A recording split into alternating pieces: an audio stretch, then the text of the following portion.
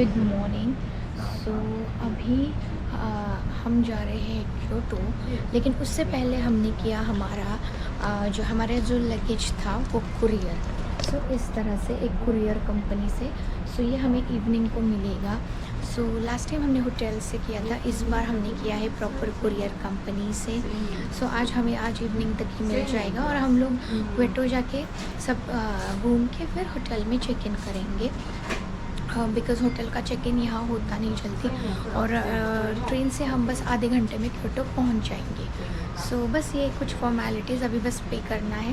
हमारे ये 4 बैग्स हैं और यहाँ पे बहुत अच्छा सिस्टम है। आप ऑनलाइन एक स्कैनर से एक फॉर्म भरते हो, फिर आपको एक बार कोड आता है, फिर वो बार कोड यूज़ करके वो सारे डिटेल्स उनके पास आ जाते, तो वो फिज़िकली फॉर्म भरने की ज़रूरत नहीं जो हमने होटल में भरा था। ये बहुत अच्छा ऑप्शन है if you want to go bagless. ये बहुत अच्छा ऑप्शन है जापान में, सबसे अच्छा मुझे तो इनफैक्ट लगा ये अब तक। Yes, that's it for now. जो भी होगा शेयर विद यू गाइस। आ गए हैं हम शिन ओसाका स्टेशन। यहाँ से हम लेंगे ट्रेन टू क्योटो। यहाँ पे हमने सोचा कि हम थोड़ा बहुत कुछ खा लें स्टेशन पे। हम लोग यहाँ आए थे, ये फ्रेशनेस बर्गर जो है ना, यहाँ पे freshness burger. I was shocked, इनके पास वेज ऑप्शंस भी है। हमने तो चिकन बर्गर्स खाए, दोनों अच्छे थे, लेकिन दे हैव सोय पैटी और वेज ऑप्शंस है। इनफैक्ट 4 to 5 है अवोकाडो वगैरह डाल के। अभी पता नहीं उसका टेस्ट, बिकॉज मैंने ट्राई नहीं किया, लेकिन ये फ्रेंचाइजी है यहाँ पे काफ़ी जापान में, और आप इसका वेज ट्राई कर सकते हो। अच्छा है, मुझे तो बहुत अच्छा लगा इनका मेन्यू। बर्गर भी बहुत फ्रेश थे और बहुत अच्छे थे। चिकन फ्रेश था, बन और पैटी दोनों फ्रेश थे। यस, अच्छा लगा ये खा के। और शिन ओसाका स्टेशन पे आपको बहुत सारे खाने की चीज़ें मिलेगी इस स्टेशन पे। बस फ़िलहाल यही अपडेट है। और हमने जो कुरियर किया था उसका कुछ 12,260 येन हुआ। बहुत महंगा है कुरियर यहाँ पे। जस्ट ये होता है कि इतना लगेज लेके ट्रैवल करना मुश्किल होता है, स्पेसिफिकली बेबी हो, इसीलिए हमने करवाया। एक्चुअली हमारा प्लान था बस से जाने का, लेकिन यहाँ के जो बसेस है उस बस का थोड़ा सा लगेज लिमिटेशन है, तो we didn't want to take the risk. इसके लिए हम लोगों ने वो भेजा और ट्रेन से जा रहे। एंड अपार्ट फ्रॉम दैट एक बिज़नेस बस आती है इनकी, VIP, ऐसा मैं भूल गई नाम, लेकिन वो बिज़नेस क्लास बस होती है। उसके भी वहाँ पे आप लगेज अलाउड है आपका, उसका कोई प्रॉब्लम नहीं। बस भी काफ़ी कंफर्टेबल होती है, बट द प्रॉब्लम इज़ वो इवनिंग में चलती है। सिंस मेरा आज half day I have Kyoto का जो भी मेरा आइटिनरी है मुझे वो देखना है। मैं इतना लेट नहीं जा सकती। I can't spend another day in Osaka, because मेरा 2 दिन का लाइनअप है इन क्योटो। और अभी हम लोग क्योटो जाएंगे, अपना आइटिनरी देखेंगे और सब देखने के बाद होटल में चेक इन करेंगे। तब तक हमारा सामान नहीं जाएगा।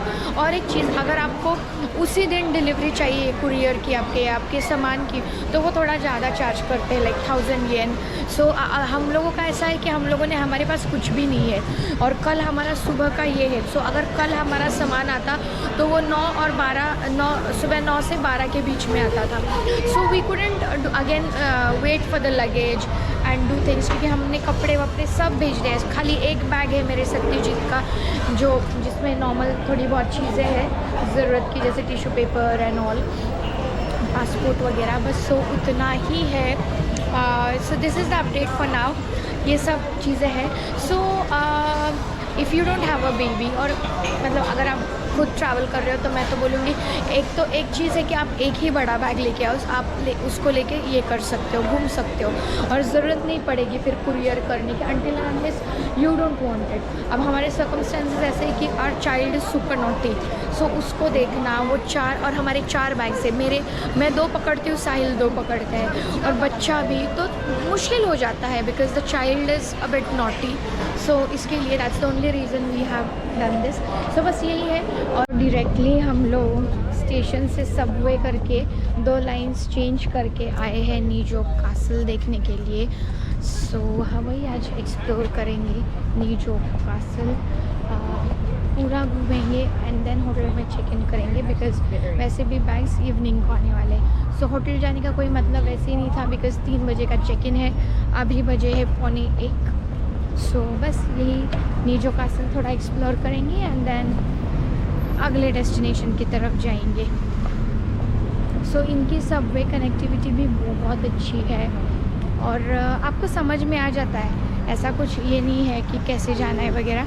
आप गूगल कर सकते हो, आई मीन गूगल मैप्स भी आपको दिखा देगा कैसे जाना है क्या है। ऑफ कोर्स ये इतना एकदम एक्यूरेट नहीं कहूँगी, लाइक इतना एक्यूरेट नहीं है जितना नेवर मैप्स है, पर फिर भी you can find out things, so इतना मुश्किल भी नहीं है। जैसे आप सबवे से बाहर निकलोगे ना, एग्ज़िट करोगे ना, सो ये आपको वहीं पर ही मिल जाएगा। सो ये तो बैक साइड है। सो अभी चलते हैं नीजो कासल की तरफ। इनके जो कासल वगैरह है ना, वो सारे वुड से बने हुए हैं। मतलब जैसे हमारे यहाँ पे क्या मतलब मंदिर है, क्या वो स्टोन कार्विंग है, ऐसा काम है या स्टोन वर्क्स वगैरह का, जो मतलब एकदम इट्स ब्रिलियंट। वैसा कुछ यहाँ पे नहीं है, चाहे यहाँ हो या साउथ कोरिया, इनके नॉर्मल से ही है। सो जैसे इतना ऐसा कुछ अलग आर्किटेक्चर या बहुत कुछ बोलते हैं ना, बहुत ब्रिलियंट कुछ वर्क, ऐसा तो मुझे अभी तक तो नहीं लगा। अच्छा है, आई विल नॉट से कि बुरा है या गंदा है, पर ऑफकोर्स अच्छा है, बट हमारे जितना नहीं है। जैसे हमारे जो टेम्पल्स है उसके कार्विंग्स है, जो भी मॉन्यूमेंट्स हैं हमारे इंडिया में, जो भी किले हैं, वो सब एकदम अमेजिंग से है। सो यस, अगेन सारे जहाँ से अच्छा हिंदुस्तान हमारा island, there is nothing like our country. So अब बस एंट्री टिकट यहाँ से लेंगे एंड फिर करेंगे एंट्री। ये कुछ इस तरह सा दिख रहा है बाहर से। सो अडल्ट एंट्री जो है वो 1300 रुपये है, बच्चों की 300 है। सत्यजीत का फ्री है। सो उन्होंने कहा डोंट पे फॉर इट, हमने पे किया था लेकिन फिर उन्होंने बोला इट्स फ्री। सो यस, ये है entry. Kyoto isn't just a city, it's Japan's memory. For over 1,000 years, Kyoto was the heart of power, culture, and tradition. And right here stands Nijo Castle, built not for beauty alone but for authority. This was the home of the Tokugawa shogun, men who ruled Japan from the shadows. Every detail here has a purpose. The nightingale floors that sing under your feet, the painted walls that display strength, the quiet gardens that hid strategy behind serenity. Nijo Castle reminds you that Kyoto was never just peaceful. It was powerful, controlled, and deeply intelligent. Walking through Kyoto isn't about sightseeing. It's about stepping into a living history that still watches, still whispers, and still commands respect. ये बस एक normal सा castle है और अंदर paintings हैं, ज़्यादा कुछ नहीं है यहाँ पे। But of course if you are coming to Japan then आपको आना चाहिए देखने के लिए। बहुत शांत और पीसफुल एरियाज़ है। जापान ही बहुत शांत और पीसफुल है, शांत है। लेकिन यहाँ कौवे बड़े हैं, हिरोशिमा में भी थे और यहाँ पर भी है। तो उनका चालू रहता है काव काव। ये हो गया हमारा कासल देख के, अभी जाएंगे इम्पीरियल पैलेस की तरफ। सो सबवे का कुछ नहीं दिखा रहा, यहाँ से 20 मिनट दूर है एंड बस से ही उन्होंने डायरेक्शन बताई है, तो हम लोग वही फॉलो कर रहे हैं। गूगल से हम लोग डायरेक्शंस ले रहे हैं एंड ठीक है, we are able to manage it properly, that is important. So इतना मुश्किल नहीं है सेल्फ ट्रिप करना, जापान हो या साउथ कोरिया आप कर सकते हो।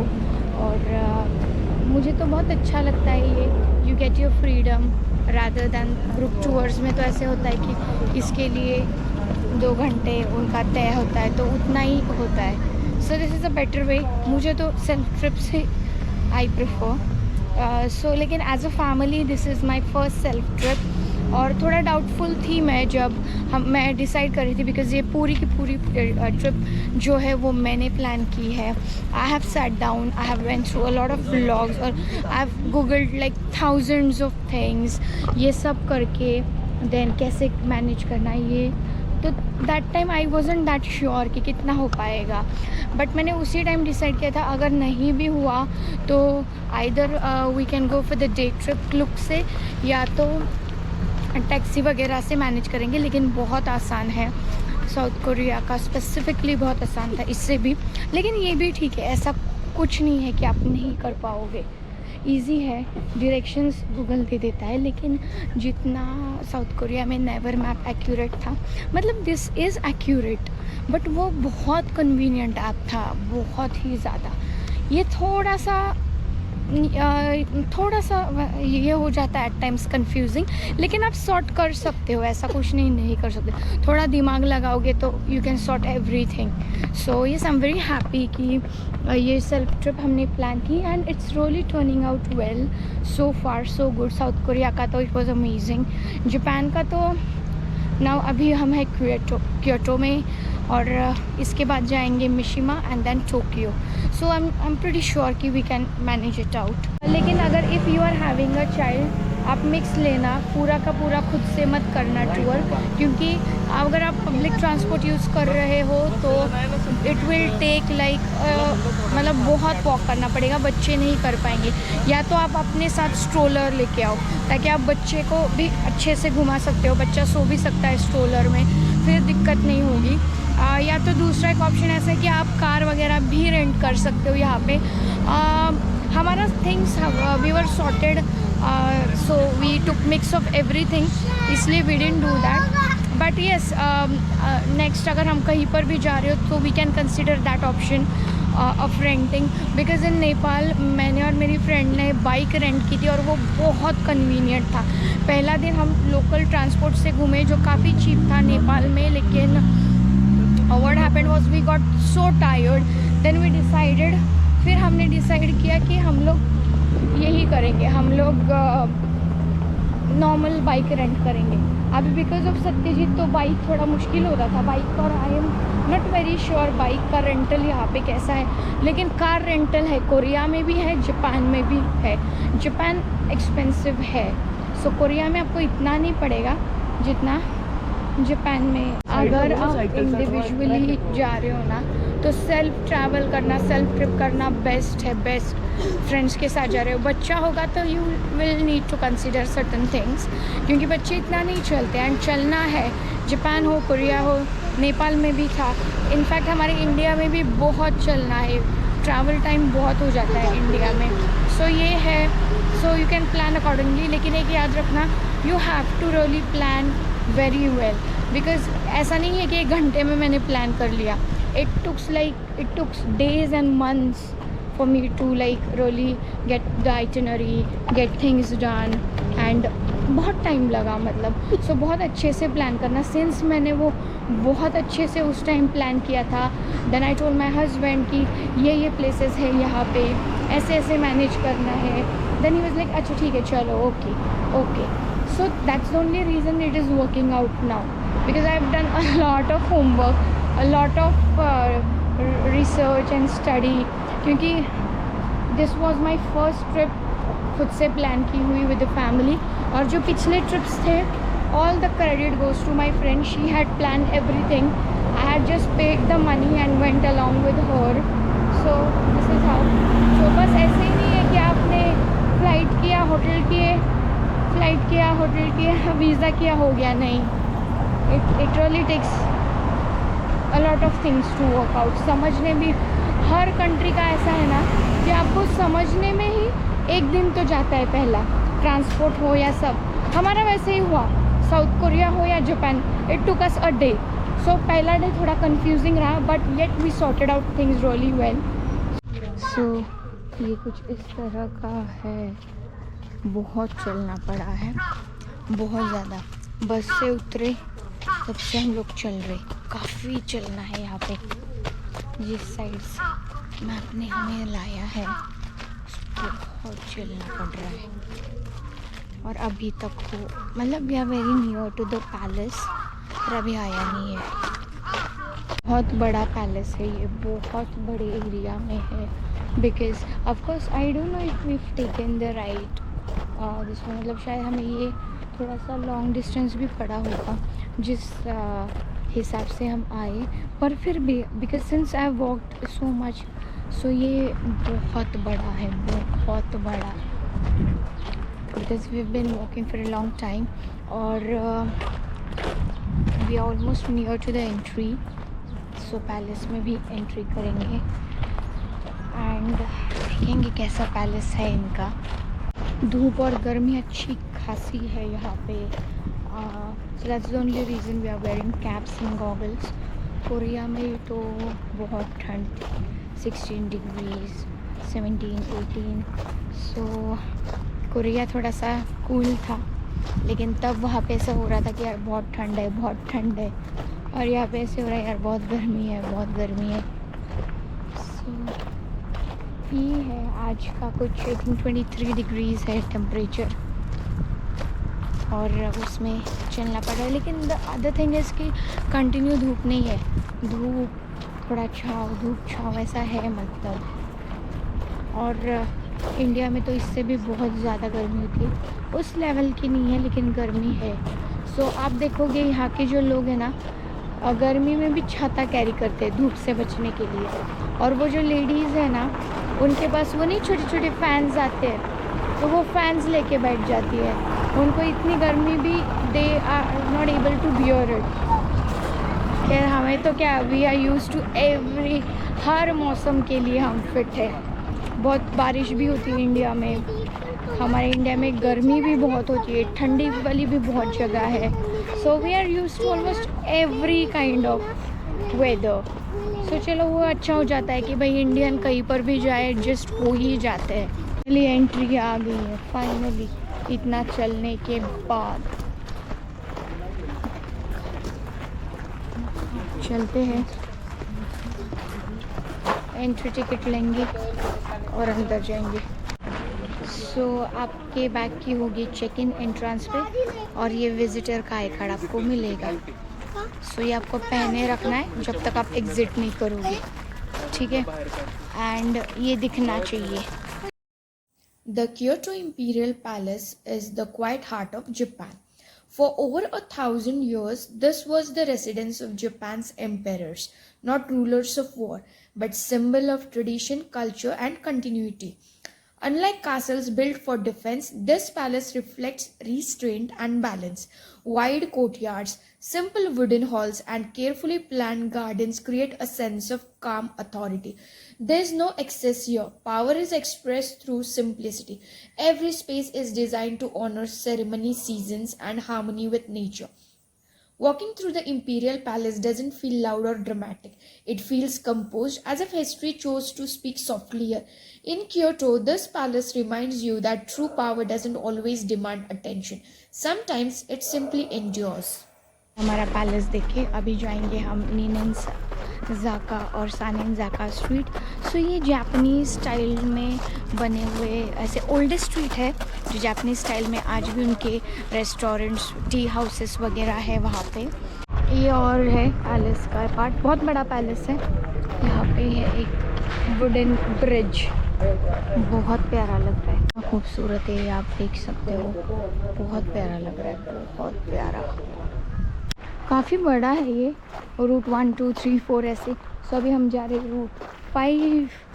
सो बहुत बड़ा है ये पैलेस, प्यारा है, पर बहुत चलना पड़ रहा है। ऐसा सत्यजीत इज़ ऑलरेडी टायर्ड। इसके बाद हम जाएंगे नीनेन्ज़ाका एंड सानेनज़ाका स्ट्रीट, जो बहुत ओल्ड स्ट्रीट है जापान की, और वो कल्चरली प्रिजर्व्ड स्पॉट है। ये देखो कितना प्यारा है यार, ये बहुत प्यारा है। देख सकते हो कितना क्लीनलीनेस मेंटेन करते हैं। लिटरली जो ये है प्लांट का, ये पत्ते वगैरह गिरे हैं ना, उसे वो लोग, जो प्लांट्स के छोटे छोटे पत्ते गिरे उसे उठा रहे वो इससे स्टोन से, ये पूरी बालू है खड़ी भली, उससे निकाल रहे, बहुत मेंटेन रखा हुआ है।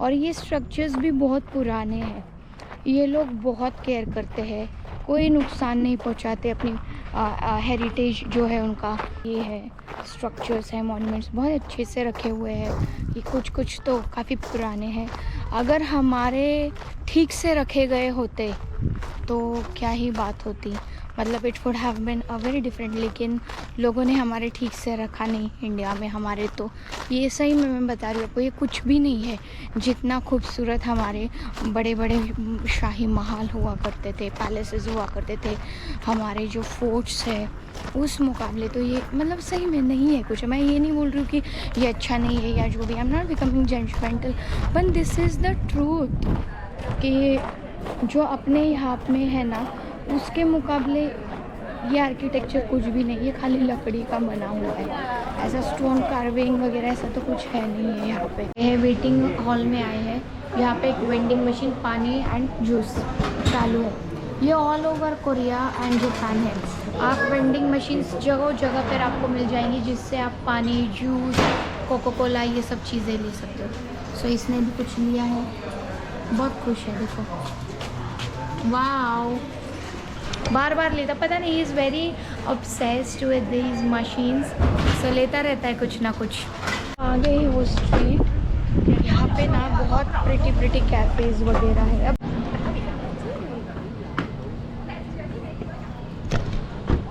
बहुत प्यारी स्ट्रीट है, बहुत पीसफुल है, बहुत काम है, और बहुत ये एक टूरिस्ट प्लेस भी है, बहुत सारे लोग यहाँ पे आते हैं। यहाँ पे सोवेनियर शॉप्स, कॉफ़ी वगैरह, ईटरीज है, एंड या you can really spend a good amount, like एक डेढ़ घंटा तो आप आराम से आप बिता सकते हो, इनफैक्ट ज़्यादा। Look at this. So again ये मॉडर्न और ट्रेडिशनल दोनों है।